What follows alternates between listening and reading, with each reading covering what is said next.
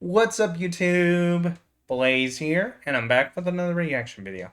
Okay, today's video is going to be the latest video from one of the more wackier and unhinged YouTubers known as Reggie. This time, it's a video on the game Barony, where he practically uses capitalism to enslave his enemies. Yeah, wild title, I know. Oh, but there is a method to the man's madness, so hear me out on that. Yeah, there's a reason why I have to be careful with some of Reggie's videos due to, well, how crazy he goes with some of the clip content that he puts into the videos. But yeah, basically what he's doing here is playing as a gnome, trying to become the best merchant in the world and try to obtain demigod status. Okay, so that's it. If you guys are ready, I know I am. Let's go. A lifestyle, an amazing way to raise your blood pressure. At first glance, Barony appears to be a highly detailed boulder death simulator masquerading as an RPG dungeon crawler. But in reality, it's a game about becoming God. Because regardless of whatever class you pick, vampire, eugenicist, retard, you are now on a quest to become an omniscient mega wizard doctor engineer hybrid who spends his time levitating, being invisible, transcending the need for food, and throwing ducks at people. And I have to tell you, it's all very fun. However, I seek a more pure experience. I crave the strength and certainty of capitalism. Because today, we'll be playing the game as the world's strongest merchant, Shmuley Goldstein. And by exercising extreme fiscal responsibility and indentured servitude, we will attempt to survive 35 floors of monsters to defeat the final boss and win the game. But first, hypothetical situation. It's 9 p.m. and you're competitively shitposting on Twitter. After a long night of calling people subhuman trash, you head to bed for Hold on. by encrypting and rerouting your network traffic through their high-speed servers. Okay. That means no more worrying about your data being sold, and of course, no more unexpected late-night visitors. Me personally, I use ExpressVPN all the time. Okay, for those who are curious, he's basically got a sponsorship with ExpressVPN. I didn't want that to be first part to be featured in my video. Oh, so yeah. To access region-locked content by changing my IP address. In fact, I do it so much that I'm having an identity crisis. Am I Reggie Games, the Canadian YouTuber? Or am I Hong Kong Fooey, a Nigerian man binge-watching Breaking Bad? I don't know, and neither will they. Find out how you can get up to 4 extra months of ExpressVPN by clicking the link in the description, scanning the QR code, or going to expressvpn.com/Reggie. With plans starting at $3.49 a month and a 30-day money-back guarantee, you've got nothing to lose. Thank you, ExpressVPN. Now back to the video. Of course, I use a VPN myself, but it's a different service. Basically, what I use is Surfshark. It's really good. Plus, I was able to play a repo session with that without getting disconnected because of how spotty my internet can be. I'll have to try that on stream eventually. First choice to make is our race and class. We've got plenty of options, ranging from a homeless mushroom man all the way to demonic BDSM enjoyer. However, we're going to play as the most insidious of them all, the gnome. Gnomes are renowned for being short and killing me on level 3, you piece of shit. But they do have some upsides. For instance, the more wealth they hoard, the higher their mana regeneration goes, which makes them an excellent fit for the merchant, a class that focuses on trading and becoming rich. So with that figured out, it's time for Shmuley Goldstein to make his debut. It all starts here in the mines on level 1. We've got a hatchet, a pickaxe, and several pieces of cheese. This might sound pretty good to you, but that's because you don't realize level 1 is the hardest level in the entire game. Traditional game design would dictate that difficulty should ramp up slowly as you progress, but the Barony developers believe that the weak should fear the strong, and they make that clear very quickly. Try fighting more than one rat at a time, you're dead. Equip a funny necklace, you're dead. Try brewing some health potions, not a chance. Finally, try standing perfectly still, and you're still dead. Given that, we proceed through floor 1 very carefully, utilizing stealth attacks as much as possible while doing our best to loot everything we can get our hands on. Rather insultingly, one of the first items the game offers us is an oversized jester's hat, and the second one is a hand mirror. So not only will the entire world know we're a clown, but now we'll know it too. However, Shmuley J. Goldstein will not be made a fool. By the end of this video, he will become a god. And he will also keep this hat because it gives +1 charisma. Proceeding through the floor, we fight our way past several rodents, reanimated skeletons, and anyone stupid enough to trust us. You see, in order to increase our character level, we have to increase our individual skills. And unfortunately for everyone else, most of them involve killing people. So there are no friends, there are no neutral parties, just ambulatory experience points. Sounds like a majority of the people I watch streaming extraction shooters like Arc Raiders, aka Burnt Peanut. Well, and of course, I have one of those moments too.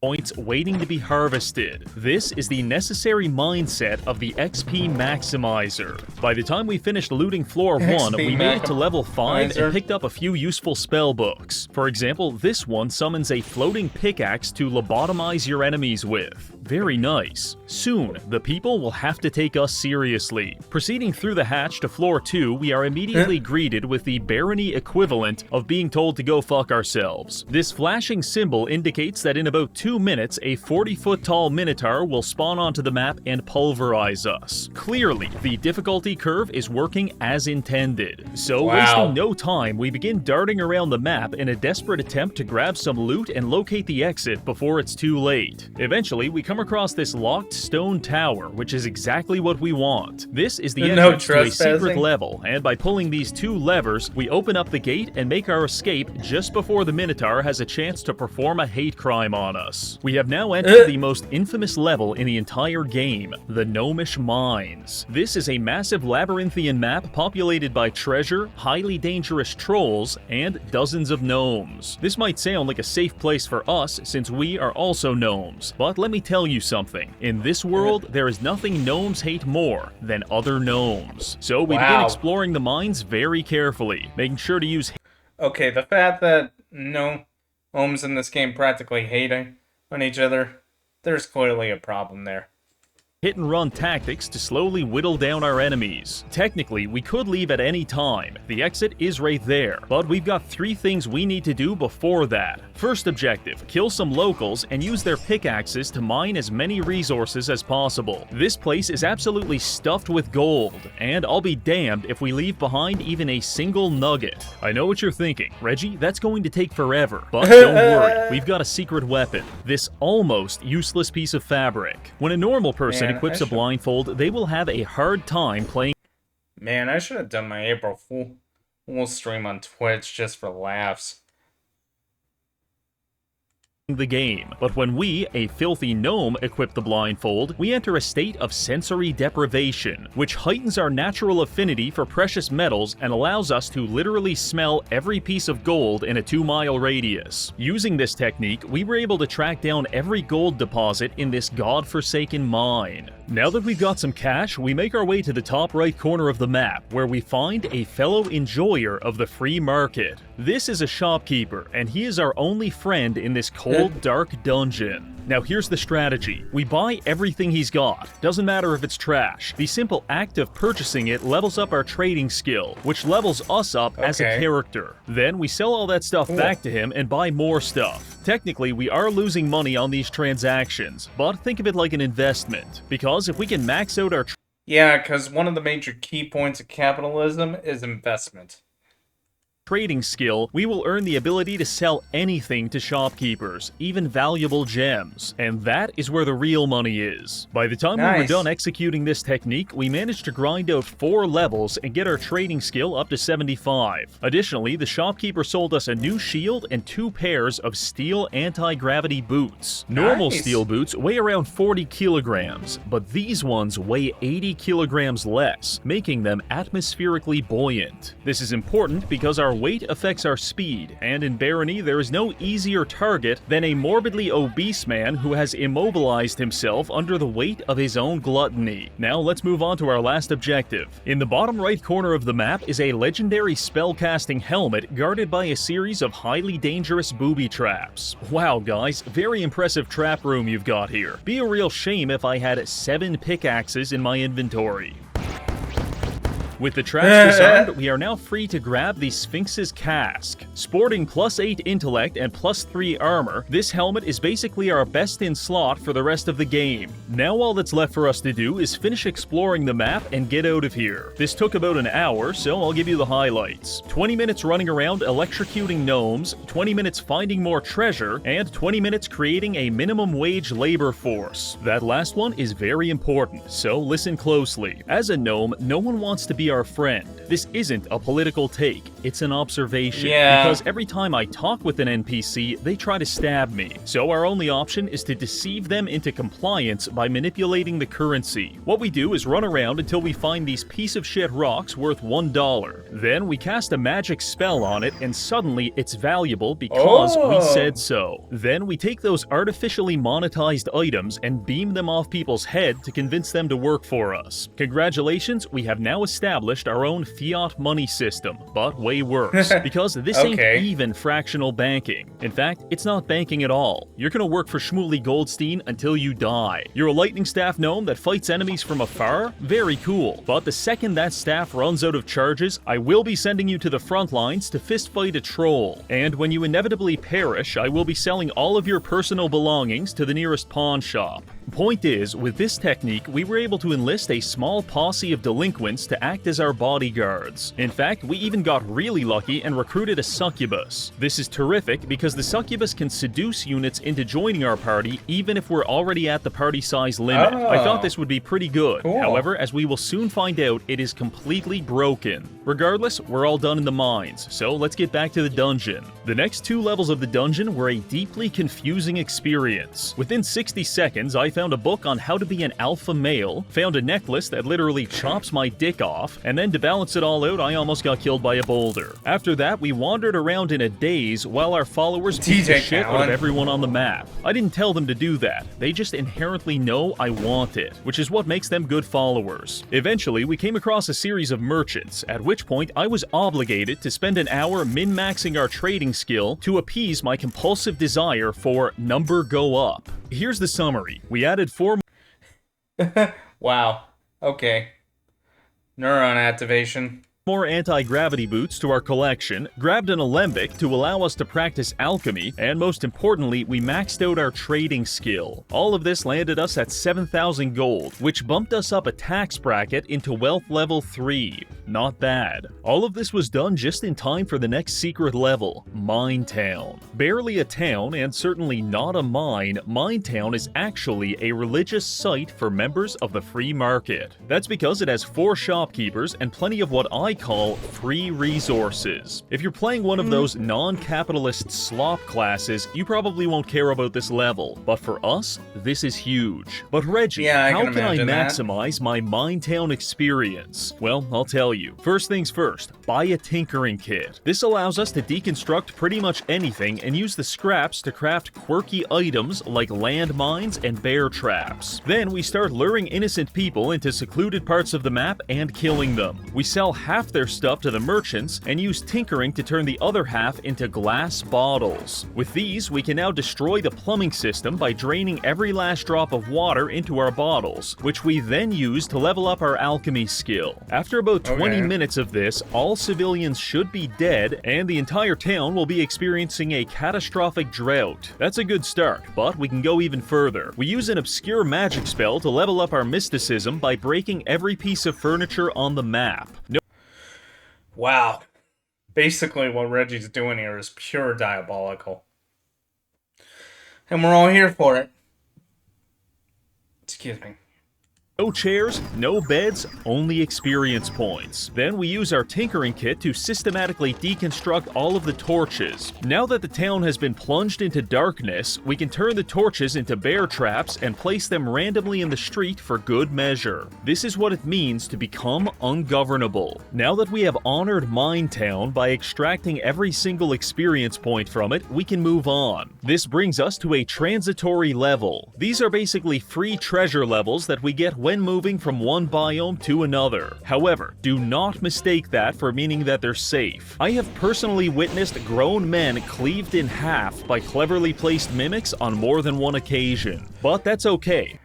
Okay, from my experience playing games like this mainly games like one of my favorites growing up, Fate. I always hated the mimics because you never know when they're gonna pop up. But of course, the remake makes it a lot easier to identify them. But on the original, it's pretty much the biggest gamble of your life. You don't know whether you're going to run into a large chest, or a mimic posing as a large as to try and kill you. Because we didn't need that guy, and what we're really here for is something much worse. By mining through this skull-shaped wall, we can reveal a secret portal to the underworld. Going here is not something I recommend to 99% of players, because the baseline requirement for even surviving is being able to fly. Luckily, not long ago, we picked up some boots of levitation from a merchant. Therefore, problem solved. But why do we even care about the underworld? Well, I'll tell you. It's because deep within the underworld, there is a demonic shade known as Artemisia, who wields the legendary bow Chrysolakatos. So the plan is, go to hell with the boys, beat the ever-living shit out of Artemisia, take the bow, and be back in time for supper. Upon entering the portal, we are immediately greeted by the Minotaur warning sign, something which would have terrified us about 3 hours ago, but now we're ready. For one, we've got a couple of followers, and for two, we've used our alembic to craft 9 Molotov cocktails. So the second that big dumb lobotomite came charging toward us, we dumped half a dozen explosive potions on him, and he promptly turned to ash. Killing the Minotaur was a big milestone, a rite of passage, if you will. Shmuley Goldstein will no longer be molested by the circumstances of this world. Now, he molests back. With that taken care of, we finally encounter Artemisia. She hits very hard, but with the help of our followers, we're able to beat her mercilessly until she gives up and drops the bow. When picking up new gear, you have to first identify it, and the amount of time it takes to identify something depends on how good it is. G string of hepatitis, 5 seconds. Ring of might, maybe 30 seconds. But legendary bow Chrysolakatos, 7 goddamn minutes. However, it was worth the wait, because this bow does 6 damage, never degrades, has a chance to enchant our arrows, and after repairing it, we even got the damage bumped up to 11. So a lot of people are going to start dying. While looking for our next victim, we came across a unique character named Robin Hood. At first, I was thinking about recruiting him by shoving a fistful of gemstones up his nose, but then I remembered his entire identity is based around robbing rich people. So obviously, we put a generation...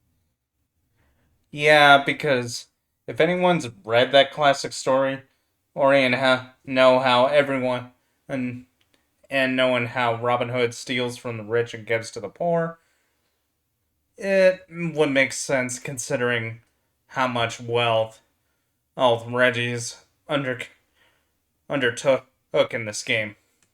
Beating on him and recycled all of his clothes into landmines. With that taken care of, we finally escaped the underworld and returned to the dungeon, just in time to enter the next biome, the swamp. If you gave me the option of being shot in the head or spending 5 minutes in the swamp, I'd tell you not to miss. Because not only is the swamp teeming with goblins and slime monsters, but they've tripled the defense budget, and there's traps everywhere. Regardless, we push forward, painstakingly exploring every corner of the map in search...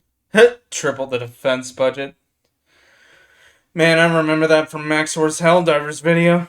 Of treasure, and we found it in the form of spellbooks. Objectively speaking, swamp spellbooks are the most fun, not because they're useful, but because they're literally designed to troll your teammates in co-op. For instance, we found the spellbook of Wow. Confusion, which can be repeatedly cast on your friend to invert their controls and give them motion sickness. Once your friend realizes you're griefing him into bulimia, he'll probably try to attack you back, which is when you're going to cast Grease to lather him in oil and make him drop his weapon. Yeah, if they have in-game chat, he'd probably be screaming, "I hate you." Or they would, I should say. Anytime he tries to use it. Maybe for good measure, you'll also cast Ignite to kill him in a horrible grease fire. This is the essence of male bonding in Barony. Unfortunately, Kleeper stopped returning my messages, so we had to settle for griefing the local goblins instead. However, all of this dicking around did come at a cost, because it takes a long time to explore. Oh man, sounds like the way Reggie has his relationship with the Grim Creeper, or almost sounds similar to a couple of my friends, and that I occasionally play with. Because you don't know how many times I've heard either "I hate you" or an F-bomb drawn on someone. Each floor, and starvation is slowly creeping up on From playing Payday 2 yesterday alone.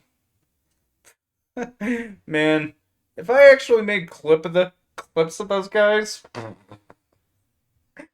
it would have been a funny internet For the memento. past hour, we've been surviving on a diet of greasy tins of food, but by this point, we've completely run out, and we're starting to take hunger damage. Many a promising run has been cut short due to poor food management, but Shmuley Goldstein refuses to die with anything less than 100,000 pieces of gold to his name. So we pushed through the pain. Eventually, we hit a lucky break, where after finding a series of chests, one of them tried to kill us, only for us to explode him like a pinata and feast upon his innards. The chest was full of cheese, cream pies, and more industrial-grade slop, which should keep us running for the next few levels. Probably the only other important development during our time in the swamp was that our succubus started recruiting tons of new allies. In fact, she even managed to recruit a legendary zombie named Coral Grimes. He's very powerful, and he also has 3 of his own followers, so our party is now 7 or 8 people despite having a follower cap of 4. Our time in the swamp came to an end when we stumbled upon a portal to the haunted castle. As with any secret level, this is an exceptionally dangerous place with exceptionally valuable loot. Our first order of business was to make our way inside the castle. It is here where we will find tons of gold and some legendary boots. But the second we touch anything, 25 zombies are going to rise from the dead and try to kill us. So some preparations are necessary. We start by covering the castle entrance with bear traps and a thick layer of grease. After that, we brew a few Molotov cocktails, get everyone in position, and grab the legendary boots in order to start the show. Almost immediately, the first wave of zombies was upon us, rushing down the entrance, only to find themselves thoroughly lubed up and dicked down. After healing up the troops, we pushed out of the keep to start the zombie extermination process. I was expecting this to... Really? There's a mod of... Why am I not surprised? Is that there's a Resident Evil mod where you can play as Leon Kennedy shirtless. Also, what are the odds that Reggie's actually done that? be the hardest part, but to my surprise, our succubus just charmed every zombie we came across, and within 30 seconds, our party had doubled in size. We are now commanding a small-scale undead army, which we were able to use to slowly clear out the rest of the map and grab all of the loot. Notable finds include a shitload of gold and a spellbook of Remove Curse. Being able to remove curses is high-level utility magic, because at least half of the spellbooks in this game are cursed. And if you try to read from a cursed spellbook, it literally lobotomizes you. Thankfully, we won't have to worry about that any longer. We were also able to increase our tinkering to level 80, which means we can now craft the single greatest item in the entire game, a leather backpack. I'm not exaggerating when I say that I spend 30 minutes on each floor just managing my inventory. And with this backpack, we've now got an extra 10 slots to work with. Naturally, I filled it up with our anti anti-gravity boots, which turned it into something approximating a giant helium balloon attached to our back. With all of that taken care of, it's now time for us to proceed to the next biome, the Sand Labyrinth. This area is known for its absolutely massive labyrinthian maps filled with bug people. Fortunately, we've maxed out our leadership stat, and the game tells us we should now be able to recruit them. Excited by this prospect, I walked straight up to one, attempted to shake his hand, and instead got stabbed in the face. So I guess that was just a fucking lie. Welcome to the Sand Labyrinth. The majority of our time here was spent doing this.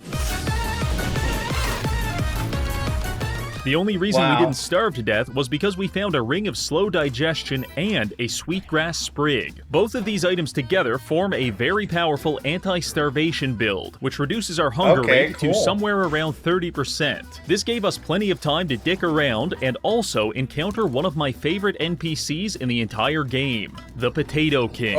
He's a goblin with a jester hat, suspenders, a beard, and a certain indescribable aura. JoJo aura. So naturally, I equipped my nicest gem, ran straight up to him and threw it at his face in an attempt to recruit him. Unfortunately, we must be at our follower limit because it didn't work and a giant fight broke out, at which point I was forced to execute him with blood magic. Killing the Potato King felt like strangling my own father to death in the pouring rain. It was emotionally devastating. But rather than confronting those feelings like a man, or God forbid, going to therapy about it, You know what? Fuck you. I just forced one of my other followers to equip his clothes, thereby turning him into a replacement Potato King. And just like that, it's almost as if it never happened. However, we decided to keep one thing for ourselves, the Potato King's legendary mace, Sharur. If all of the legendary weapons in Barony were internet users, Sharur would be the Redditor, because it is obnoxiously quirky and refuses to Yeah, makes sense given how Redditors are. shut up. So much like a Redditor, we ignore it. The only reason we put up with this in the first place is for the special ability. While we have this mace equipped, it increases our mana regeneration, and that effect scales dramatically as our mace skill goes up. So over time, we can double or even triple our mana regen. For a piece of shit spellcaster like us, that is incredibly valuable. At this point, I feel our D&D style party has finally come into view. We've got Shmooly Goldstein, the financial wizard, Succubus, the goon farmer, Coral Drums, the Death Knight, and Potato King the Second. Between the four of us, I like our odds, so our party pushed through the Sand Labyrinth and even completed 2 secret levels in the process. Long story short, we made a shitload of money and killed a Minotaur in order to take his legendary spear. With the Sand Labyrinth complete, we can now proceed to the ruins. If we can make it through this biome, we'll finally reach the first boss, Baron Herx. Now in terms of trap density, the ruins is on par with central Poland, because these fuckers are everywhere. Fortunately, we have amassed an impressive collection of spells, and we've got one specific. Is that actually true? If I end up getting any Polish viewers, please tell me if this is accurate or not. Specifically for disarming traps, so it doesn't matter if you've spent all day carefully placing turrets and floor spikes. Shmooly Goldstein is going to spawn onto the map, pop a speed buff, and fly around systematically disassembling all of your shitty little traps until you're all alone. And God help you when you're all alone. With the traps out of the way, our followers are free to engage the dozens of gnomish gangs that inhabit the map. Most Barony fights occur on the scale of 1v1 or maybe 2v2 combat, but these brawls were easily 30-person bloodbaths. Most of the locals did not survive, but some were smart enough to bend the knee and join our party. Thanks to this, our party size easily increased to around 25 people. We were recruiting everyone, even inanimate objects. Nothing was safe from the Goldstein Industrial Complex. In terms of looting, we were able to secure a few very nice spell books, such as Psychic Spear, which does a massive damage, and also the Spell of Preservation, which prevents our gear from degrading as long as we've got enough mana. This is huge because some incredibly powerful items, such as Amulets of Magic Reflection, are balanced only by the fact that they can degrade. But now we can just ignore that and become immune to all magic indefinitely. I'm not going to lie, this build is getting absolutely filthy. Building off of that, we were able to find a merchant and push our gold reserves past 20k, which puts us at level 4. Man, Reggie's doing a good job at making a broken character build. Or wealth with a massive 40% buff to mana regen. In terms of spellcasting, we are rapidly approaching a god-level sorcerer. There's just one more place we need to visit to solidify our status: the Mystic Library. Proceeding through a secret portal, we arrive there. The magical archive containing some of the strongest spells in the game, and also several people we can murder for the crime of existing. A wise man once said, "You should have a plan to kill everyone you meet." And that's fair, but personally, I prefer an improvisational jazz mindset when it comes to these things. A little gang beating here, a couple of fireballs there, and maybe a few dozen acid potions for good measure. There's really no wrong answers. After we finished converting the local populace into funny numbers on our XP bar, we took our time pilfering the archives. Notable finds include a spell of vampiric aura, greater might, and the best one was a tier 5 spell that drops a comet on your enemies. Very tasteful. With all of that taken care of, we're now ready to proceed to the first boss of the game,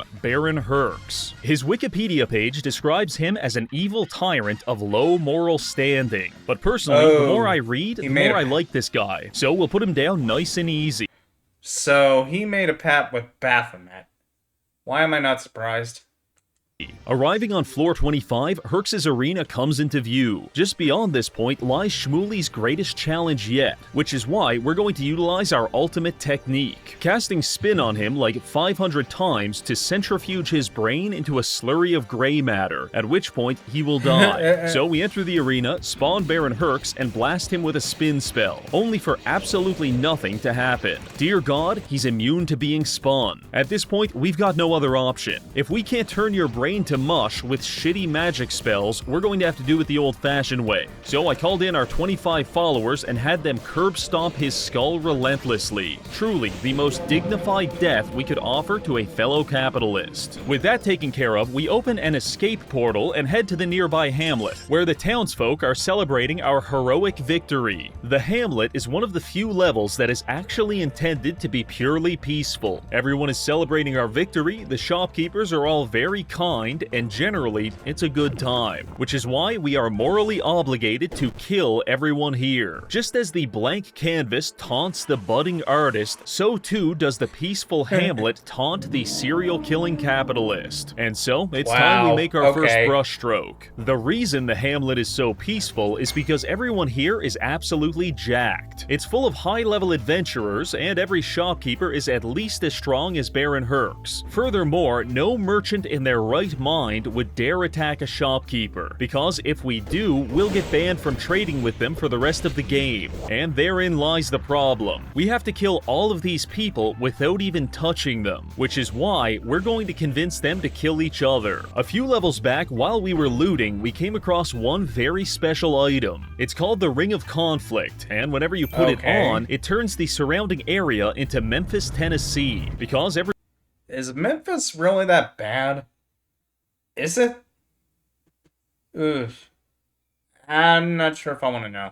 Everyone near you will start stabbing and shooting each other indiscriminately. I think you can see where this is going, so let's test it out. First, we take all of our followers and sequester them to a corner of the map where they can avoid the coming civil war. Then we find a shop with 2 traders. I make sure to sell a bunch of our stuff to them first because we want their money. And don't worry, we'll be getting most of it back in about 5 minutes. After that, we drink an invisibility potion and hide in the cuck corner. Now we slip on our Ring of Conflict and watch the show. This process takes a very long time, but eventually one of the shopkeepers will explode into a million pieces and drop their inventory. Once that happens, we take off the ring, grab all of the loot, sell it to the other shopkeeper, and move on to our next target. The hard part about this method is that much like political streamers, the shopkeepers have to Hassan Piker. Ugh. When is he gonna end up in obscurity? to make eye contact to know that they want to kill each other. So sometimes you have to play a bit of matchmaker, but generally it works quite well. Using this, we were able to turn the hamlet into an active war zone. I'm talking gangland killings in the street, dozens of armed robberies, and shopkeeper on shopkeeper violence. Since we were invisible for most of this, no one ever caught us, except for one man, the Invincible Cleric. Now the moniker Invincible can go one of two ways. Either this guy is being ironic and he actually sucks, or he's about to anally devastate us in the middle of the street. Unfortunately for our colon, this case was the latter. Despite being incredibly powerful in our own right, our attacks don't even affect him. In fact, at one point, we were getting stomped so badly that one of our followers jumped in to help. At which point, the cleric literally beat him to death with his bare hands. All I could do was watch. The only way we were able to stop him was to just wail on his armor until slowly each individual piece was destroyed. At which point, we finally started damaging him. Once we put him down, we were free to finish killing everyone and selling their inventory to the only remaining shopkeeper. By the time we were done, we had accumulated about 50,000 gold, which put us halfway to my personal dream of 100k. Now for the final touch, we head to the sewers where we encounter the secret merchant, who is either the worst judge of character I have ever seen or the most subversive comic of all time, because he greets us by saying that he loves exploiting people for money, but he can tell that we have too much of a heart to do something like that ourselves. Ah yes, I couldn't agree more. Anyway, we trade a few items to him, exit the hamlet, and head into the crystal mines. This biome is where shit gets real. No more estrogen maxing goblin femboys. It's all pain and suffering from here on out. But that's okay, because as the saying goes, hard times make strong men. Strong men make good times make weak men, and weak men make me hard. So let's get a move on. Proceeding through the caves, there are exactly two things we have to watch out for: crystal golems and... Okay, there are certain things I question about Reggie, but I eventually just learned to drop it.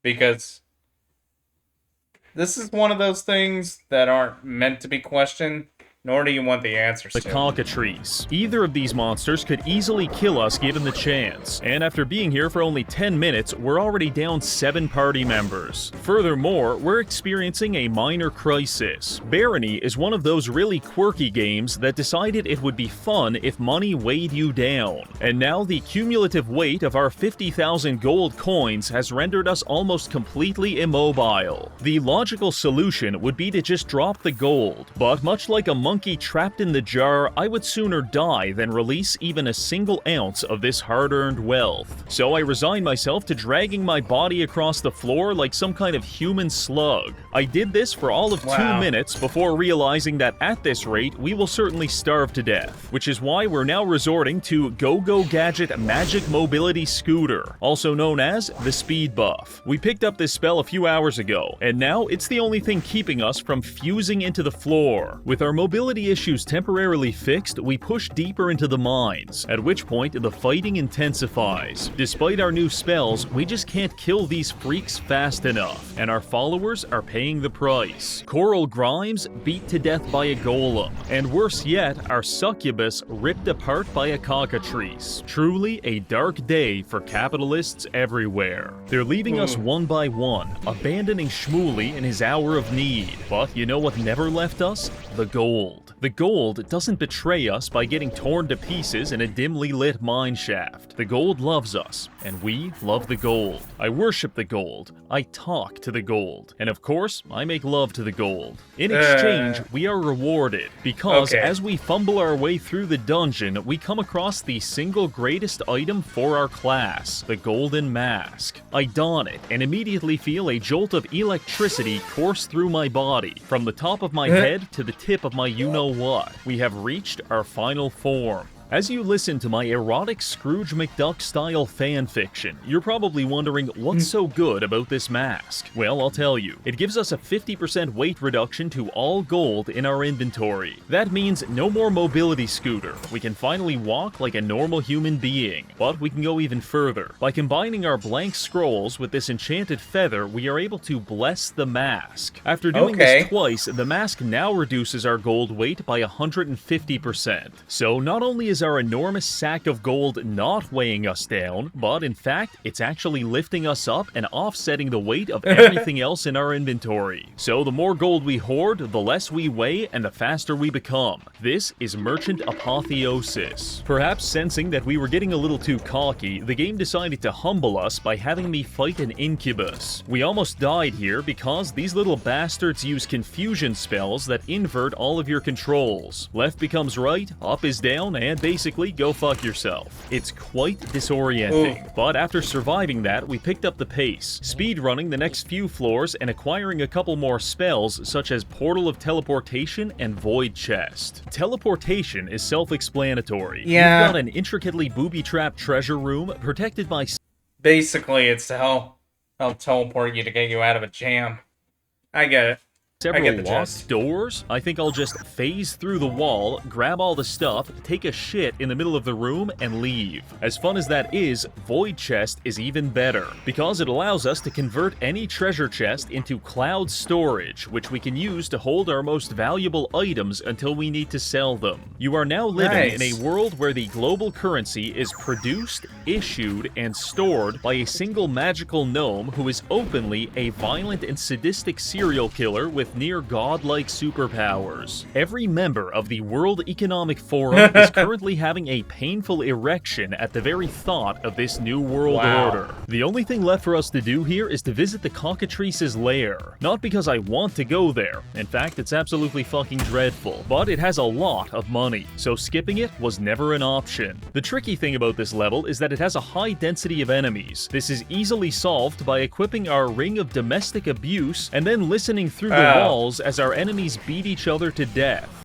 Basically, that Ring of Conflict he mentioned that he used to wipe out all those merchants. After that, I toss on a speed buff, rush into the room, and use a paralysis spell to incapacitate the survivors while we beat them to death with a mallet. Using this high-level problem-solving technique, we were able to clear out the entire dungeon and secure some highly valuable loot, namely this legendary chest piece and a tier 5 magic spell known as Waves of Blood. This is by far the strongest offensive spell we have access to, and while it does cost us 20% of our health, it costs our enemies 100% of theirs, so I approve. Moving into the final room, we just have to survive a solo battle against the cockatrice himself. We entered the room with an invisibility ring on, so the cockatrice can't see us. However, it can definitely see the guy right next to us. I'm not going to lie, this battle was not the stuff of legends. In fact, it was actually kind of embarrassing. But eventually, we found success running around like a dickhead and spamming Psychic Spear until we won. With that finished, we can finally... when push comes to shove, back against the wall, you do anything to survive. Head to the last biome of the game, the Citadel. In terms of level design, the Citadel is a sprawling monument to the very concept of an identity crisis. There are hidden rooms with nothing in them, sometimes there's no floor, sometimes there's goats, oh look, we're doing steampunk now, and finally we have vampires. It's all a bit overwhelming, but all things considered, we're coping with it pretty well. During our time in the Citadel, the trend of watching all of our friends die continued relentlessly. At this point, all we've got left is this blue Power Ranger and a couple of gay guys. While I do miss the succubus, I cannot deny that this is objectively a better fit for the channel. Also, it's probably worth pointing out, but by this point, Shmuley Goldstein has become an absolute cannonball of a man. This is as thick and juicy as you can get before getting sued by Games Workshop, and I love it. Proceeding floor by floor, we acquired a few solid pieces of loot while also realizing the full power of Waves of Blood. At first, I was skeptical. Not surprising considering, well, Games Workshop is practically Sue happy. Next to Nintendo. About this spell because it costs a ton of health to cast, but when you wipe out an entire hallway full of people with it, you can no longer deny that this is the universal answer to all of your problems, because it will either kill the problems or it'll kill you. Speaking of which, we also developed a pretty bad habit of leveling up our alchemy by drinking unidentified potions. This resulted in several instances of us being drunk, being blind, horribly confused, and dissolving our intestines with acid. But that's okay. At its heart, alchemy always has been an exploration of the unknown. So you could just sit there identifying these potions with your scientific tools like some kind of pervert, or you could be a real man by chugging this unidentified sludge which will cause you to go deaf. The choice is yours.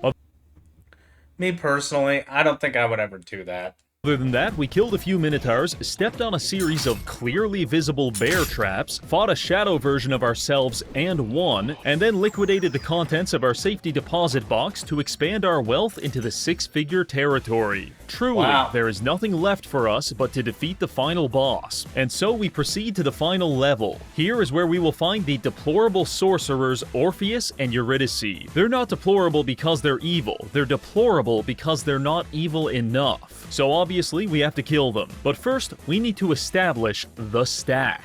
In the bodybuilding community, stack refers to the combined list of drugs which you can abuse before you turn yellow and die. In Barony, it refers to the cumulative list of buffs which we can put on ourselves to ascend into a low-level superhuman. First, we've got invisibility, levitation, increased strength, and magic reflection from our gear. Then we start stacking on the magic spells. Preservation to keep our armor intact, guard spirit to absorb attacks, thorns to deal damage back, envenom weapon for added damage, flame cloak for immunity to fire, and finally, speed to run around at 90 miles per hour. We could go into this fight and just gang up on them with our followers like we did last time, or we could even just abuse waves of blood to end this in like 10 seconds. But I am a man of theatrics, which is why I decided to spend this entire video, 12 hours, quietly accumulating an inventory full of explosive flame traps. And now I'm putting 100 of them down on the floor in the boss room.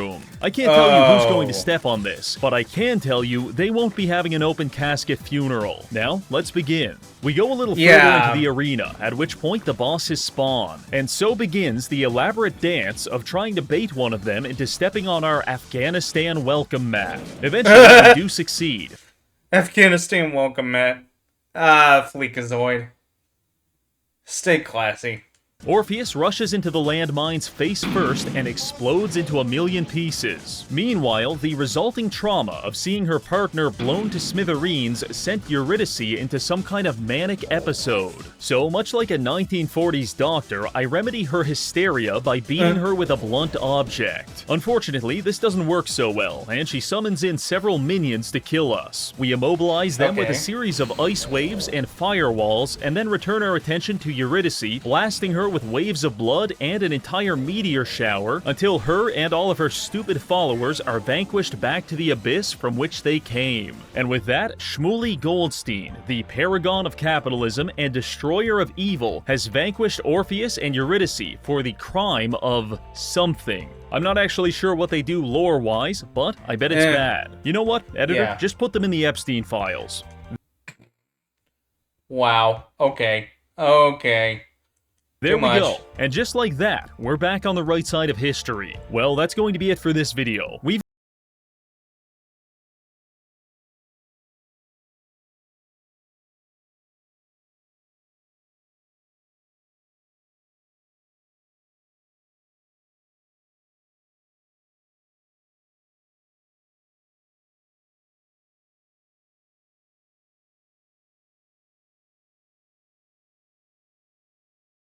Okay, I gotta figure out how to edit. It's stuff like this out. That way I don't have to use YouTube whenever I get hit with copyright claims. I was almost gonna say copyright but that's not accurate. Well, that's it for this video. Oh, what'd you guys think? Yeah, Reggie's out there, but honestly, his videos are really good. Yeah. Also, I did skip a little bit of the ad there because it was kind of questionable, to say the least. anyways, that's it for me. If you liked today's video, please leave a like, drop a comment down below. Also, please feel free to hit the subscribe button and hit the bell icon to get notified on when I post new videos or when I go live. You can also catch me on social media. I'll leave all my links along with the original video in the description below. Oh, and also, if you want to catch me live, please head over to kit.com/blazingkitsunevtuber or to hang out in the gaming streams or to get a behind the scenes look at all my reaction streams. So until next time, see you guys later.